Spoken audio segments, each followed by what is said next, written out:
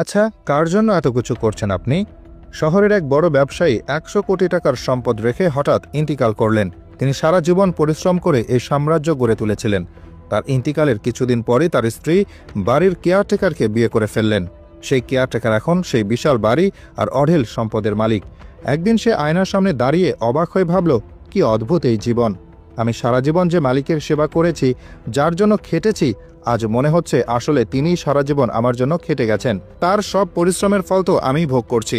এই গল্পটা শুধু ব্যবসায়ী বা তার কেয়ারটেকারের নয়, একটু গভীরভাবে ভাবলে মনে হবে এটা হয়তো আপনার আমার জীবনেরই প্রতিচ্ছবি। আমরা সবাই যেন এক অন্তহীন দৌড় প্রতিযোগিতায় অংশ নিয়েছি। আরও টাকা, আরও বড় বাড়ি, আরও দামি গাড়ি, এই চাওয়াগুলোর কোনো শেষ নেই।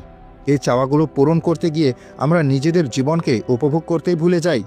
একবার শান্ত হয়ে নিজের কথায় ভাবুন, আপনার আলমারিতে যতগুলো পোশাক আছে তার সবগুলো কি আপনি পরেন? সত্যি বলতে আমরা হয়তো মাত্র 10 থেকে 20% পোশাকই নিয়মিত পরি। বাকিগুলো শুধু আলমারির জায়গা দখল করে আছে। আপনার বিশাল ফ্ল্যাট বা বাড়ির কতটুকু জায়গায় আপনি থাকেন? একটি বা দুটি শোবার ঘর, বসার ঘর আর বারান্দা। এর বাইরে বাকিটা তো প্রায় অব্যবহৃতই পড়ে থাকে। তবু আমাদের আরও বড় বাড়ির স্বপ্ন দেখতে ভালো লাগে। সকাল থেকে রাত পর্যন্ত আমরা কিসের পেছনে ছুটছি? স্বাস্থ্য, ঘুম, পরিবারের সাথে কাটানো সুন্দর মুহূর্ত, বন্ধুদের সাথে আড্ডা, সব কিছু বিসর্জন দিয়ে আমরা শুধু টাকা উপার্জন করে চলেছি। আমরা ভাবি এই টাকা আমাদের ভবিষ্যৎ সুরক্ষিত করবে, আমাদের সন্তানদের জীবন সুন্দর করবে। কিন্তু আমরা কি একবারও ভেবে দেখেছি এই টাকার কতটুকু আমরা নিজের জন্য খরচ করতে পারবো?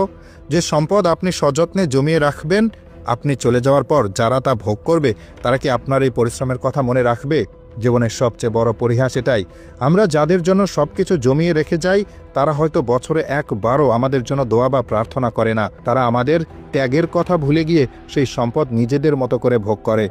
এমনও হতে পারে আমাদের নামটাও একসময় তাদের স্মৃতি থেকে মুছে যাবে। তাহলে কার জন্য এই অবিরাম ছুটে চলা? এর মানে এই নয় যে আমাদের কাজ করা বা অর্থ উপার্জন করা উচিত নয়, অবশ্যই উচিত, কিন্তু জীবনের ভারসাম্য রক্ষা করা তার চেয়েও বেশি জরুরি। যে জীবনটা আমরা পেয়েছি তা উপভোগ করা আমাদের প্রধান দায়িত্ব। শুধু ভবিষ্যতের জন্য জমাতে গিয়ে বর্তমানকে হারিয়ে ফেলাটা বোকামি, কারণ আমরা কেউই জানি না আমাদের ভবিষ্যৎ কতদিনের। তাই শুধু অন্যের জন্য সম্পদ জমানোর কর্মচারী না হয়ে নিজের জীবনের মালিক হন, পরিবারের সাথে সময় কাটান, নিজের শখগুলো পূরণ করুন এবং জীবনের ছোট ছোট আনন্দগুলো উপভোগ করুন। কারণ দিন শেষে আমরা কী পরিমাণ সম্পদ রেখে গেলাম তা কেউ মনে রাখবে না, কিন্তু আমরা কেমন জীবনযাপন করেছি সেটাই আমাদের আসল পরিচয় হয়ে থাকবে।